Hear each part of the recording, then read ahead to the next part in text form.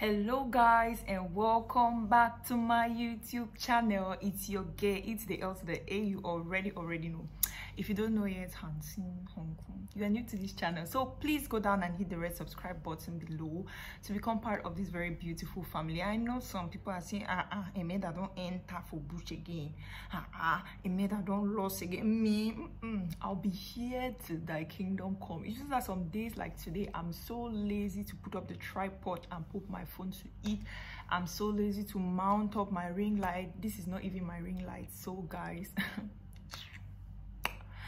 Yeah, okay, so guys, from the title of this video, I'm going to be revisiting my childhood, and I'm going to be talking about some things that I went through that I think I've never really voiced out, spoken about them in a video, and I decided to share them. Growing up, this is a topic that I'm going to hold myself to not cry, because when I think about it, I feel really down and I hate myself for not getting to understand some things earlier in life. All right, so this started in primary school when I was really very young. When a child is very young, a child needs validation from every adult around them. Of course, I had validation from my mom, from my brothers, from my sisters, especially my sisters. They were always like, hey babe, you feel sing, hey babe, you this, you that. So yeah, I got validation from home, but in school I did not get that kind of validation. What happened in school was that we had this teacher who would always section students. I have a couple of my friends who would bear with me in the comment section, who went to the same primary school with me, who were my classmates, who know this. We had our primary school teacher was a male and very good teacher, very good teacher. But he had this tendency of bundling students or pupil into groups, especially girls. So he will put the girls who are beautiful, who are not necessarily the intelligent ones, who are beautiful, who are from rich homes, you know, bobos and all of that, in one group, and then he was just going to leave the rest of us somewhere, the ones that he considered not to be beautiful. And that he did the same for people who were very intelligent, and for some of us who were in the middle somewhere. So as you can see from there, I did not find myself in any of those groups. And when you're a child, that is really very demoralizing on who you are as a person. That is something that I didn't really used to see it as something. I just used to feel jealous that some people used to, you know, go for break with please sir. He will buy them stuff, he will sit down during evening classes with them and tell them stories, and some of us were just isolated. He will not beat them too harshly like he used to beat some of us, and all of that thing. And it really affected me. Guys, first of all, I was very addicted to my finger while growing up. I suck my finger. When I say suck finger, I suck finger from childhood right up to, I think, Form 1. So when I was getting to Form 1, it is shame. Now shame so make us stop for suck finger. So that made me to be a very quiet person, and I was so inside. Like, I was not outgoing. I was just a mommy's girl. And being a last born as well, you're pampered at home. Not too pampered, but you're kind of sheltered, and you're given less work, you just do less things at home. So I just had my peace. I really had my peace. I didn't used to talk a lot. I just used to stay in my lane. I had a few friends in the quarter and few friends at school, but I was not really the very outspoken child that you go to birthday parties and see should be the one dancing and see should be the one making all the stars. No, I wasn't really that child. I wasn't really that type of child. And then there was equally this stigma that was attached to people who used to evangelize back then, because we grew up in a Baptist home. My mom, she built the foundation in our life. So we grew up in a Baptist home, and we had evangelism days. So we used to go out and evangelize around the quartier, you know, spread the word of God, give out information about our church timings and all of that. And sometimes you meet your classmates and they're like, and all of that. So sometimes people will not like to associate with you, people will not like to be your friends. That again was a problem. So all of that inside me built this person who was really just herself. And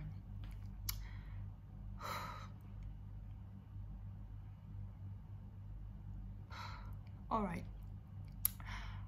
coming down to secondary school, when I passed my first school, and oh yes, I was leaving primary school and I was going into secondary school. My dreams were finally coming true. I was not going to see all of that treatment again. I was not going to be in that circle again of people who were not loved by their teacher and all of that thing that used to traumatize me. I was so happy that I was going to secondary school, but something was waiting for me in secondary school that I did not really know about.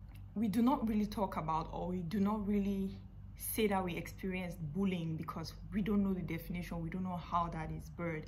When you sit down and look at your life, there are so many things that when they're out of the ordinary, people like to shun you about.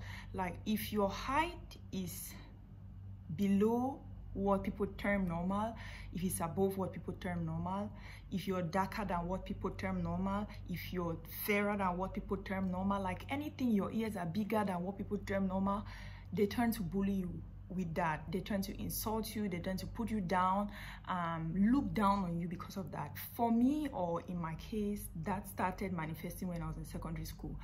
As some of you know in my channel already, I'm a very tall girl, and when I got to secondary school, my height was very, very evident, because from one beginning, all man dinner, so from two, all man dinner, so, but I was really very slim and tall.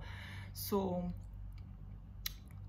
I really liked sitting in front, because I've always had vision problem when I sit right behind. I always find it very difficult seeing in front, seeing the blackboard in front. So I decided to always sit in front, because I did not want to tell my parents that I had an eye issue, because I did not want to put on lenses at that point. I thought I was doing myself good, but I came to realize that was the worst decision that I made, to not get glasses earlier on in life. So yeah, I tried to manage my eyes like that by sitting in front. But unfortunately, whenever I sat in front, my God, Emelda, your head is obscuring. Emelda, you're too tall to sit in front. Emelda, your place is behind. Emelda. I mean, like, everybody in class will be on my head, and I would just feel very bad because they did not know why I used to sit in front. My first day in school, my elder brother made sure I sat on the second bench. He didn't really know that my eyes were having problems at that time, but I really wanted to sit on the second bench because I wanted to see. I really did not want to be behind, but all of that constantly telling me that, because you know, from 1, from 2, you copy from the board. The teacher does not yet do dictation, so you copy from the board directly, but nobody understood me. Nobody knew that that was what I was going through. They would constantly tell me that, Emelda, shift your head, Emelda, bend down, Emelda. One day, one of our teachers, I don't remember if it was a chemistry teacher or it was rural science, or I don't know, I've forgotten the teacher. She asked me to change my seat with somebody who was sitting behind. She was very polite. She told me to sit behind because I was obscuring people's views in front. She said I should go behind so that other people will be able to see, and that was really very demoralizing for me. I still remember these instances because these are things in my life that carved the person that I am today. These are experiences that made me to become who I am today, and these are experiences that have made me to be the mother, the kind of mother that I want to be to my daughter. Because looking at my daughter, I know that she's going to be a very tall girl. I'm tall, her father is tall, and the possibilities or the probabilities are very high that my daughter is equally going to be a tall girl. So all of these things that I went through, I want to make sure that she doesn't go through them, because looking back at them, they were really very, I mean, they affected, they attacked my self-esteem. I used to feel like, first of all, with what happened in primary school, I felt like I wasn't pretty, I was not beautiful. And then the fact that I didn't used to socialize a lot made me feel like I could not keep friends, like I did not have what it takes to be friendly. I was not the girl that a lot of you know, this girl in school that everybody wants to be their friend. I wasn't that kind of girl. And then coming to secondary school, my height, I felt like I wasn't the average girl. Like, I was not the kind of girl that everybody would like to hang out with. And this really hurt my self-esteem. This really trampled on my self-esteem and the person that I thought I was. So I was really very shy. I kept just a few friends. You see, all these girls who are girls for school, anybody who went to secondary school with me can testify that I was really cold-headed. I was really a very cold-headed person. I was not the girl that you will see everywhere, that is going to jump fence, that is going to, you know, all of those things. I was really not that girl. Because of all of these things, I had already looked down on myself too much, that I felt like, oh, these things are not just for me. If people are jumping fence to go and meet their boyfriend, like, which boy will first of all like me, you know? First of all, very tall and all of that. So I had my two friends. Shout out to my bench mates, Bernadette and Rebecca. We kind of had the same kind of visions, and we were the same kind of people. Bernadette was very intelligent, myself and Rebecca had almost the same personalities because we were church inclined and we sing and all of that. So that brought us very close. Fast forward to when we got to about Form 3, you know, Form 4, and that is puberty, when boys start asking you out. You see, during puberty, if you care, you accept it or not. Guys validate girls, which is not something, it's not something which is good, but a lot of girls get validation from guys, from boys in school. Like, when you have a lot of guys chasing you and asking you how you feel pretty, you feel wanted, you feel they need to, you know, step again on your game, to iron your uniform again well, to look pretty all the time when you're coming to school, because so many guys are rushing on you. But if you're just that girl who is just calm on her own side, and guys are like, I'm tall, I get too tall, it's too tall, you're just on your own lane. So that's the kind of person that I was. But in Form 4, something happened. We moved up. If you know GBHS, I'm going to still do a video about my alma mater. Like, I'm really urging to do a video about it. We moved from down section, Cassava Farm as it's fondly called, to up section. And I was in Form 4. I had chosen to do science. So again, so imagine all of those things that I was going through, and then now I'm a science student. So all of that, and being a science student, there's first of all stigma. With you being a science student, there's first of all this stigma to it. So I was a science student again, and guys started asking me out. So in my mind, it was like, no, these guys just want to use me and play. They just want to ridicule me. Maybe they want to have played a bet, because boys in my school were fond of that. They will do bet on a girl and chase her until you accept, and they win their bet and they just let you go.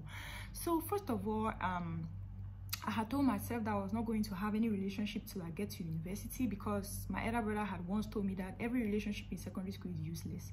It's not anything. You just ruin yourself and ruin your life for nothing. It's not going to lead you anywhere. So wait till when you're mature enough to take decisions before making that kind of decision. So that was what was in my mind. So aside the fact that I knew that I wasn't attractive enough, I just let all of that show, and I said, it's going to be when I get to university. Back in Form 4, I still wasn't really very social. I just had a few friends. Form 5, few friends, and that was it.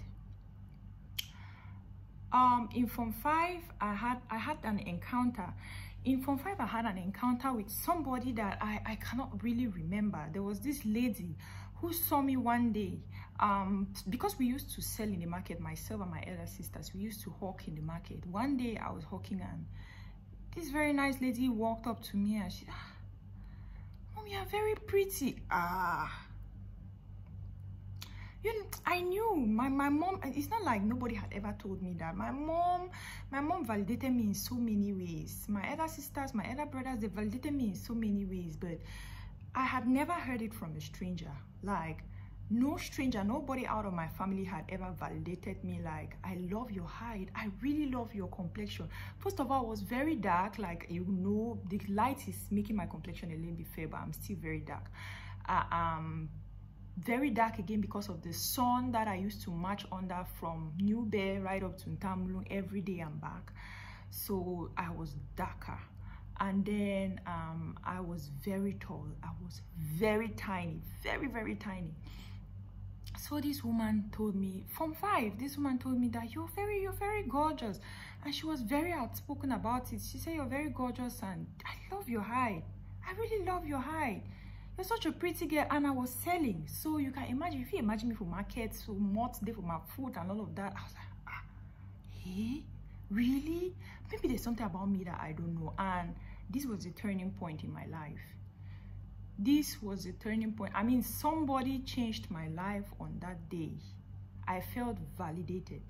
When I passed my ordinary level, one thing about me was that I wasn't really a dumb girl. I was very brilliant and I had good grades in my ordinary level. I told my dad that I wanted to move to progressive. If you know progressive, you know that it is for the strong, it is for the brave, and it's for the outspoken. So I made that decision to go to progressive. You see, GBHS, it has not arrived progressive. Progressive is where they call it the dumping ground of Cameroon. Like students that have been rejected from all schools. I mean, they nimang them. They want the way they don't fail GCE 100 times. They come back for boarding section. They want the way. I mean, it has the good, the bad, the ugly. I told my elder brother that because it's my elder brother that used to make decisions on the schools that we are going to attend. My dad would just pay my fees. I told my elder brother that I wanted to go to progressive. I was like, okay, fine. If you want to go to progressive, it's okay. You passed your GCE very well, so choose your school. I said progressive. He said of all schools. Insisted that I go to BH. I said no.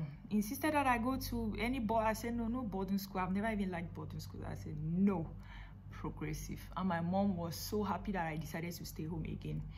So I went to progressive and I had a 360-degree turn in my life.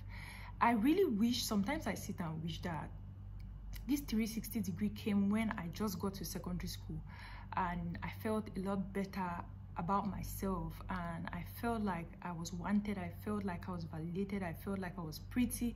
I really feel that I really sit sometime and wish that this 360-degree personality change came when I needed it, because I was really very down during my secondary school days. I was really very down.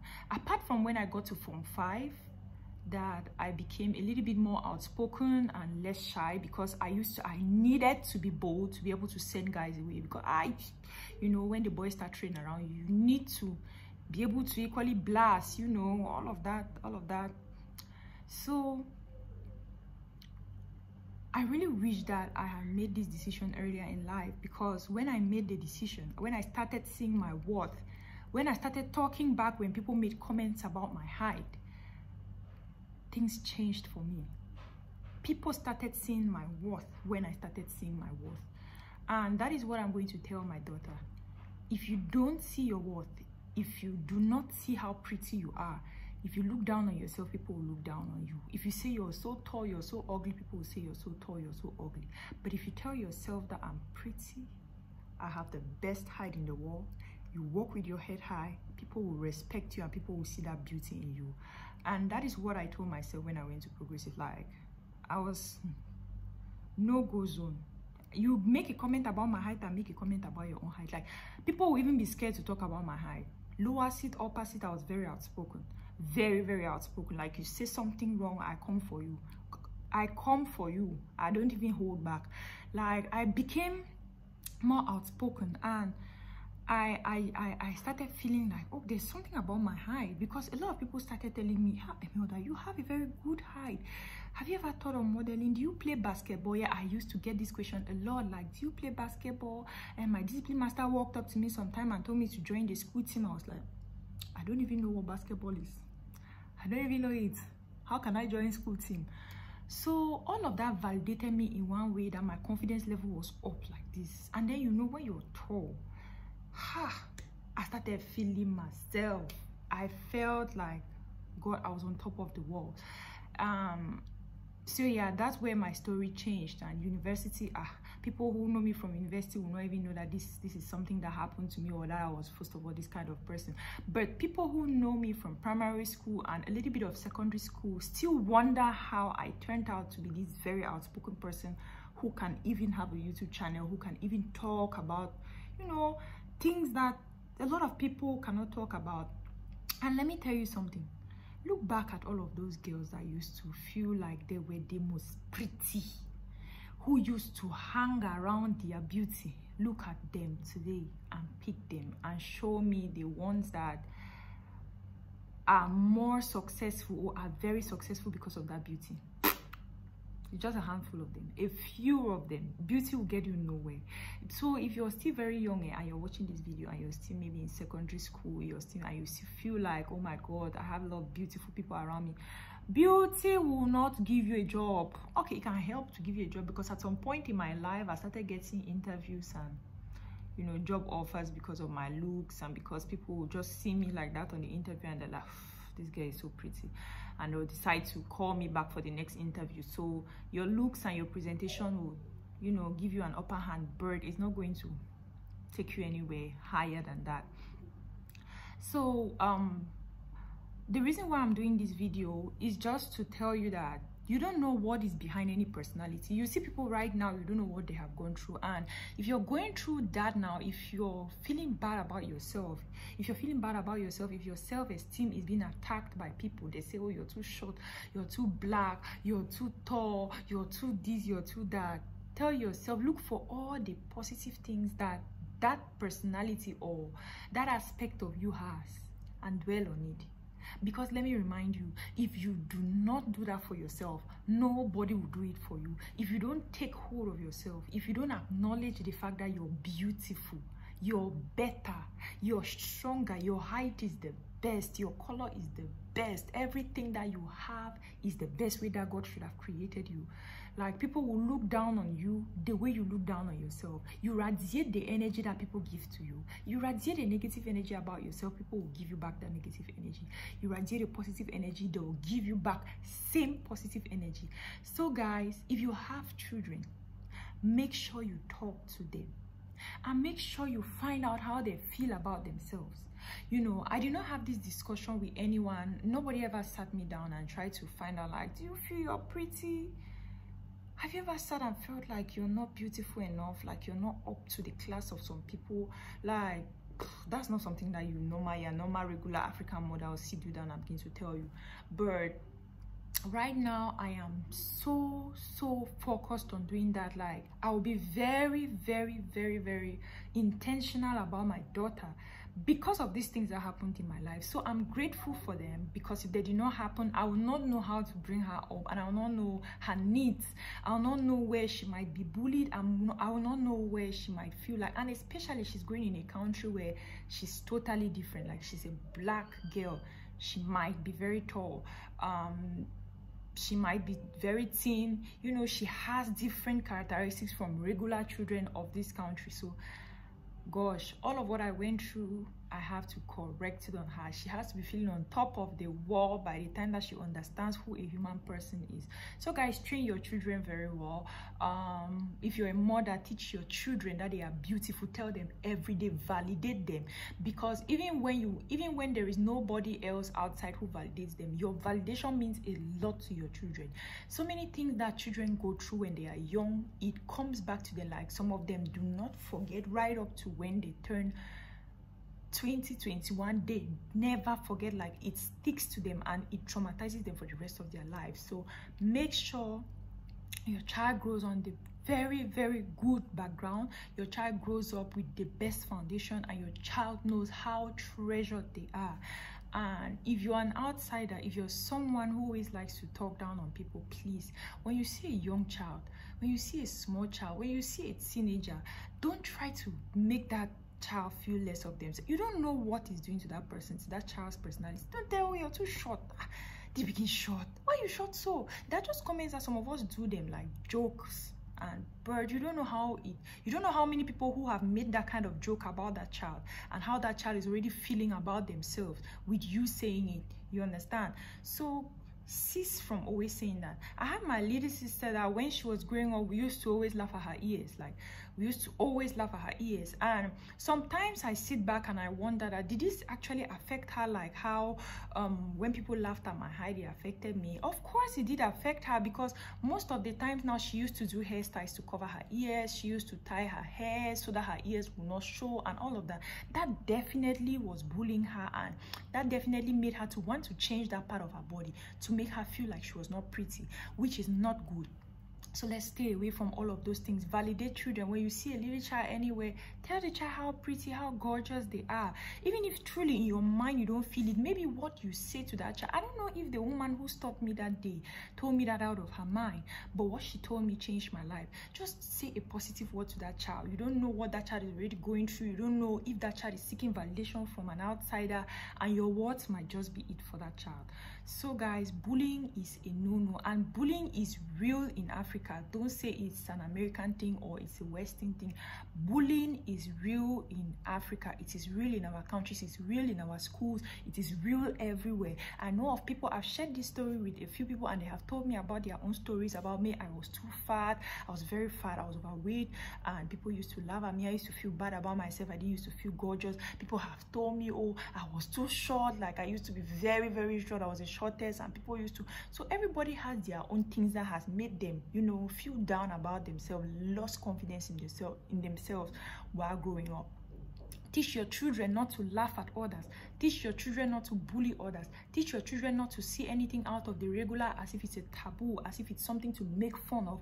Teach your children to be kind, to be loving people, and to always say beautiful words to others.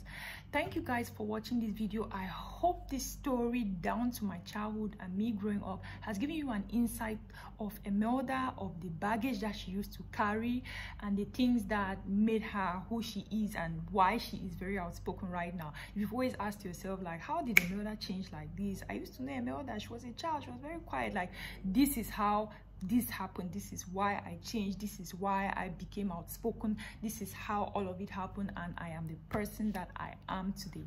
Thank you guys for watching this video. I hope you liked it. I hope you enjoyed it. Share it so that you can impact somebody else's life. Leave a comment down below if you had any of these experiences. Let's talk about it. If you're still carrying as a baggage, feel free to write me on my inbox and let's talk about it, and let's help each other out. I love you guys, and God bless you.